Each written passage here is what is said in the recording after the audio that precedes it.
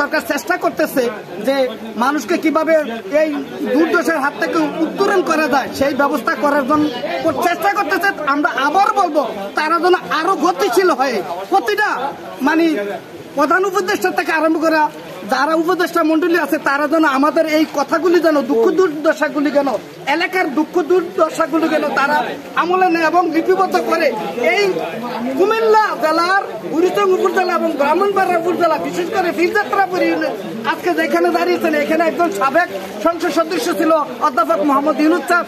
তিনি তার এলাকা এবং আমাদের এই ইউনিয়নের সাবেক স্বনামধন্য এবং যোগ্য এবং মানে দক্ষ একজন চেয়ারম্যান ছিল জনাব আক্তার আলী সাহেব, তার এলাকা তথা সমস্ত বুড়িচং উপজেলার সকলকে যেন সহযোগিতার হাত বাড়িয়ে এই এলাকাকে উন্নত শিখরে নেওয়ার জন্য ঊর্ধ্বতন কর্তৃপক্ষ বিশেষ করে প্রধান উপদেষ্টা থেকে আরম্ভ করে স্থানীয় সরকার উপদেষ্টা, আইন বিচার উপদেষ্টা এবং শিক্ষা উপদেষ্টা সকলকে যেন অনুরোধ করছি আমাদেরকে যেন আমাদের বিভিন্ন দিক বিবেচনা করে যেন আমার এই ঘুমতির দুঃখ মানে এই দুঃখকে কুমিল্লার দুঃখ বুড়িচং ব্রাহ্মণপাড়া ঘুমতির আইকে যেন কংক্রিট ঢালাইয়ের মাধ্যমে যেন চিরস্থায়ীভাবে আমাদেরকে সহযোগিতা করে এই কামনা করছি।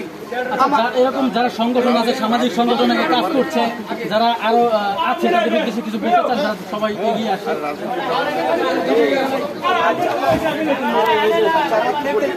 এই এলাকা কামনা করছি আমার এগ্রু কাজী এগ্রু টিভি যেভাবে এগিয়ে আসছে আমাদের অত্র এলাকার বিভিন্ন প্রতিষ্ঠান আছে যারা যারা ধনাঢ্য ব্যক্তি যারা অসহায় মানুষের পাশে যেন এই দুর্দিনে দাঁড়ায় আমি সকলকে উদ্যত আহ্বান করছি এবং কাজী এগ্রু টিভির যেভাবে আসছে এইভাবে যেন প্রত্যেকটা সংস্থা এভাবে এগিয়ে আসে প্রত্যেকের দুর্দশায় যেন তাদের সহযোগিতা করে এই কামনা করছি। সবাইকে ধন্যবাদ জ্ঞাপন করছি। আর রাজনীতির প্রভাবে আমার কলিগ আমার চাচা মোহাম্মদ কামাল হোসেন সহকারী কম্পিউটার শিক্ষক। কিছুক্ষণ আগে আমি লাইভে ছিলাম, এখন বলছি রাজনীতির যে ব্যাপারটা এখনো আমাদের এলাকায় 100 বছরের উপরে লোক আছে তারা এই জীবনে মুক্তির জীবনে এত পানি দেখা নাই এবং সিলেট আখাউড়া বিভিন্ন প্রান্তে সেভাবে পানি কখনো দেখি না। শেখ হাসিনা 16 বছর শাসন করছে আমরা দেখি নাই। আজকে কেন এই অবস্থা? আজকে তাদের কি শর্ত আঘাত আসলো এই বাংলাদেশের রাজনীতির ব্যাপারে? আজকে প্রতিটা মানুষ অনেক করেছে, এখানে কোনোদিন আমরা পানি দেখি নাই। নদীর বেজে এভাবে বিপদ সীমা ট্রাভেল করতে হয় দেখি নাই।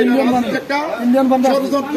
তাই আমরা বাংলাদেশের মানুষ, আমরা বাংলাদেশের আমরা চলবো, আমরা ভারতের উপর নির্ভরশীল করবো না। ভারত আমাদেরকে পানিতে পাতে সবকিছুতে আমরা মারতেছি, কারণ ভারত এই দেশকে কি করছে মানুষের 5 তারিখ থেকে দেখছে। তো আমরা চাই বর্তমান যে তত্ত্বাবধায়ক সরকারের কাছে অন্তর্বর্তীকালীন সরকারের কাছে কোন রাজনীতি প্রতিহিংসা যাতে না থাকে। আমরা দল বল নির্বিশেষে এবং কাজী এগ্রু যেভাবে ম্যাডাম আসছেন এই পানির ভিতরে তাকে ধন্যবাদ জানাই। তার মতো অনেক ম্যাডাম আছে পানিবন্দী, উনি